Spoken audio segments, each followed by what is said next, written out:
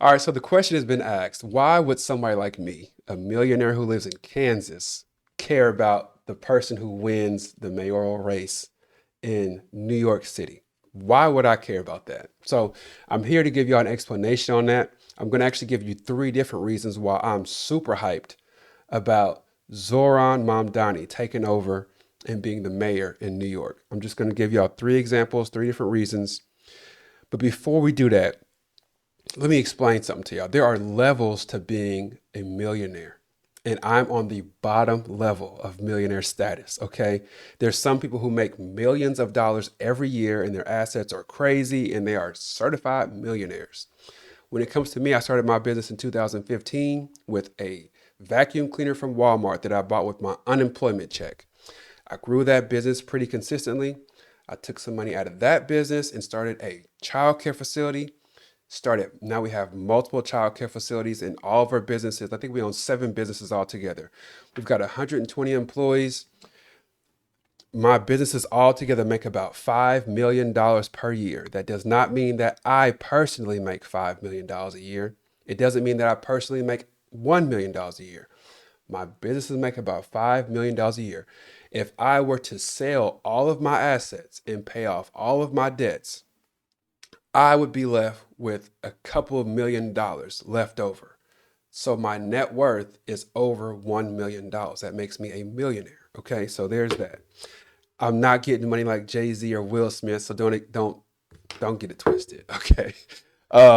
So now that that's out the way, let's talk about why I am excited about Mamdani taking over and being he's the mayor elect now. Okay, so let's talk about that. First, he explains, teaches through his actions other Democrats on what they need to do going forward in these presidential races or whatever type of race that they're going to be doing.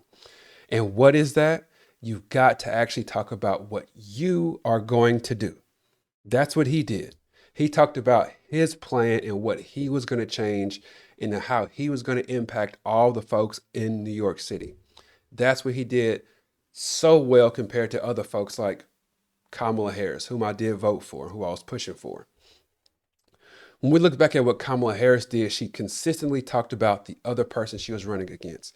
She constantly talked about Trump and how dangerous Trump was. She was right. He was dangerous and he is dangerous. She consistently talked about how bad Trump was. And I would talk to people in the streets, barbershop, at my businesses, all over the place.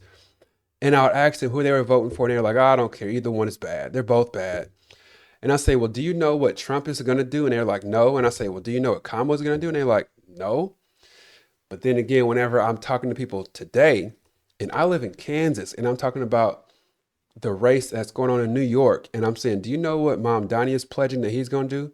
And people know because that's all he talks about. He's going to raise taxes on the rich. He's going to use that money to give free childcare. He's going to use that money to do free busing. Like, he's consistently talked about these things. People in New York, it resonated with them, and it's resonated with people across the country. So that's the first reason. It gives people a game plan, a blueprint, and it seems like it should be simple. Seems like everyone should understand whenever you're running for office, you should be telling what your platform is and what you're going to promote. But since Trump is coming to office, people are just talking about how bad he is rather than talking about how good they are and what they plan to bring to the American people or to the New York people, whoever it is that you're trying to help out. So that's the first thing. He's helping to refocus the Democrats and explain to them how to win a race. And that's talk about what you are going to do for the people. The second thing that makes me super excited about this, excuse me, second thing that makes me super excited is the fact that it looks like minorities and Democrats have waken up. It seems like they're not scared anymore, coming out of hiding now, which is nice. Because I'm not going to lie to you, man. For the last few months, I have felt like Democrats and minorities have quit when it comes to anything in politics. Just quit, gave up, threw in the towel. Whenever I make a video that's politically driven, or I read videos online and it's talking about something that's happened, it seems like 75% of the comments are from MAGA followers. And I'm like, where are all these people who are supposed to be against MAGA? Where are these people at? And it feels like, or it felt like, those people just quit. It's like, yeah, Trump is in office. He's got this for him. He's got that for him. The Supreme Court is for him. He's got the House. And it just seems like people are just like, oh, I'm done. I'm tapping out for the next few months, next couple of years. Once the Democrats are able to win some seats back, maybe I'll jump back into it. But it seems like Democrats and minorities have been overwhelmed to the point where they just quit and gave up. If you just go and look at the comment sections in my last few videos that had to do with like any type of political statements, like 75% of them are MAGA people. It's crazy. If you just go and look at other people's pages and they're talking about something that Trump did that was dumb, because he does dumb stuff consistently. But if you go and look at that, it's just filled with MAGA people talking about how it wasn't dumb and how it could make sense if you look at it that way. And how Charlie Kirk is this wonderful guy if you really look at it in this, and oh, you took it out of context and you got to look at it this way. That's what these comment sections are flooded with. And I'm like, are we just checked out? Are we just quitting now? Are we waiting for the next election to roll around? What are we doing? So to see Mamdani come and win this one, it was a beautiful thing for me. Beautiful thing. So that was the second thing. The third thing that's got me excited is the fact that logic is actually still a positive thing in America. It's shown that logic is a good thing still. Because it seemed for so long people were just throwing this word logic out like it didn't matter. Common sense didn't matter. Truth didn't matter. So now with Mamdani coming in, and he's giving these simple plans that actually make sense, I'm all for that. I love it. I am like a big fan of trying something new, especially if the old thing doesn't work. I remember talking to my mom years ago. We always grew up with one common problem, and that common problem was not having enough money. That was our common problem growing up. We had our health, we had love for each other, we had a house to live in. We just never had enough money for, it seemed like, anything. And I remember talking to my mom one day and I was like, hey man, like, I don't say hey man to my mom, but I'm like, hey, like, we or you go to the same job every day. You get the same check every week. You have the same bills every week. And you consistently complain about not having enough money every week. So you got to do something different, right? Like I remember having this conversation with her when I was like maybe 13 or 14 years old. Like, you got to do something different, don't you? Like, why you keep complaining, but you're doing the same stuff over and over and over and over and over, saying, I don't have enough money. We can't do this, can't do that. Why are you doing the same things? So I'm all for doing something different. That's not why I'm on Team Mamdani, like a lot of people are. Like, let's just try something different. The reason why I'm on board with him is because he's doing something different that makes actual sense. It's logical what he's saying. When Bernie Sanders was being introduced to the world, not to the world, but when Bernie Sanders was running, he was trying to get ahead of Hillary Clinton and all that stuff.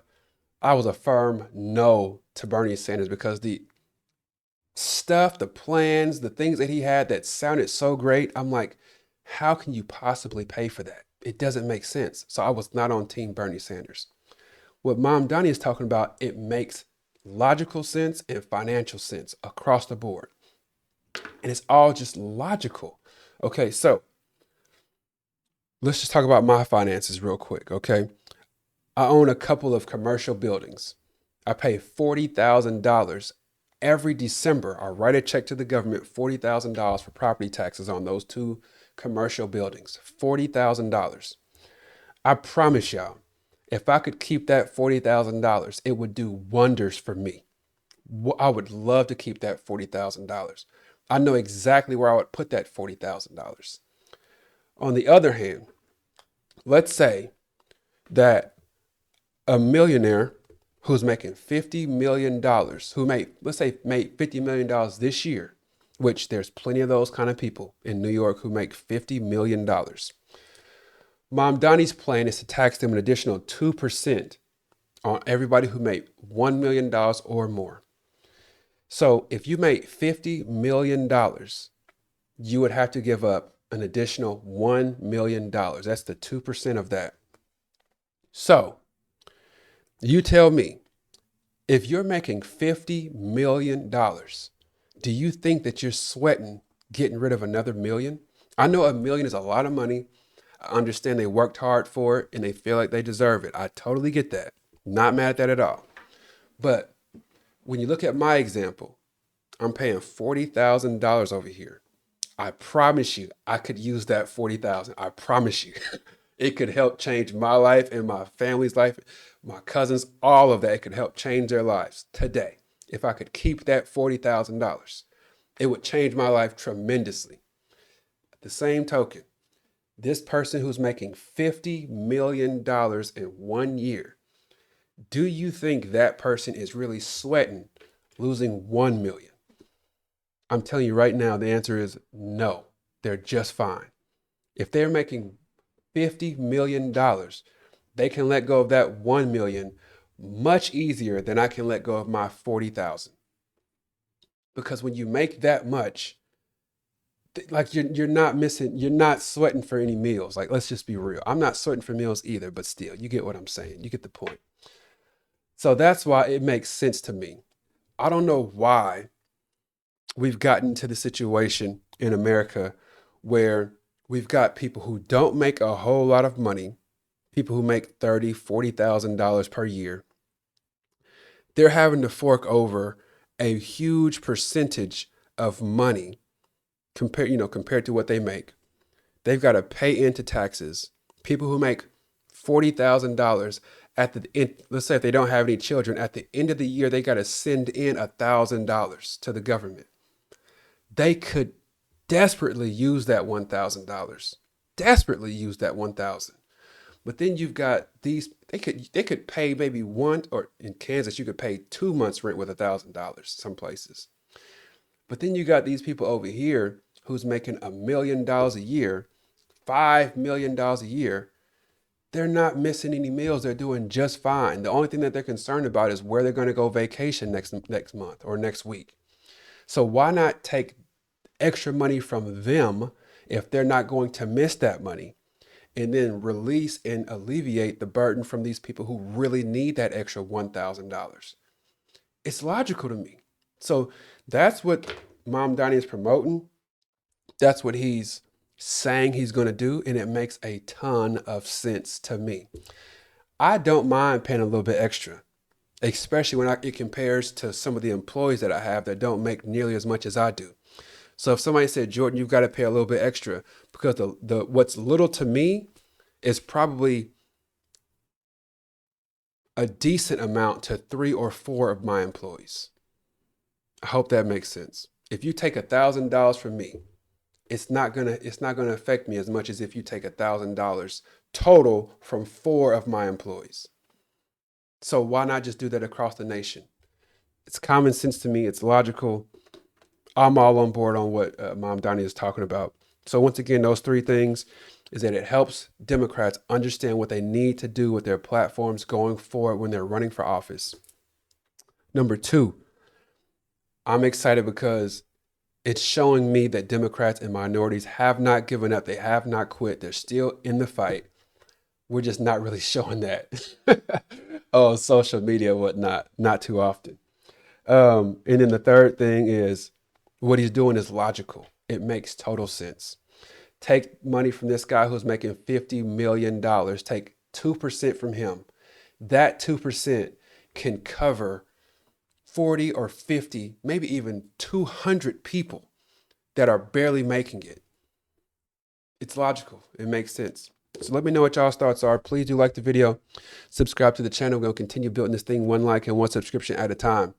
So that's all that I got for y'all. Take care. God bless. Peace.